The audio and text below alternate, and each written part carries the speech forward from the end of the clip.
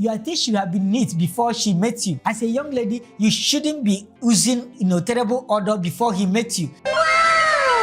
Relationship, dating is not a moment for acting. As a theater artist, when we climb stage, it's an intentional act. You are performing before a given audience. The audience themselves, they know you are acting. You deliver a message. They know it is not you. You are assuming a character.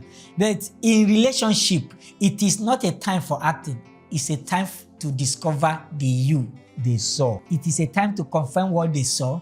It's a time to dig deeper about you. Traditionally, when people want to marry, they will send somebody to the man's village, to the girl's village to discover more. Now, what your family is doing is simply trying to discover for themselves. But for you, if you are talking with someone, it is not acting. It is not the time for you to act. It is the time for you to discover the opposite sex, to discover the attitude of the person who has been talking to you and you have been talking to him. So it is not acting. Most times, people immediately you just call the attention of a lady or a man and they discover that now they are talking, you discover that she will start, buckling up. She will start pretense. That's the right word. She will start pretending and he will start pretending and say, let me look neat. Though I don't usually brush my teeth, the young guy now, he will start brushing. He will start adjusting himself. But you should have been living your life. Your teeth should have been neat before she met you. As a young lady, you shouldn't be using terrible odor before he met you. It is living. You are living your life. You shouldn't be forcing yourself to say the truth in a relationship. Because if you are forcing yourself to say the truth, that means you are acting it. You are forcing the truth. If they ask you today, where were you? You say this.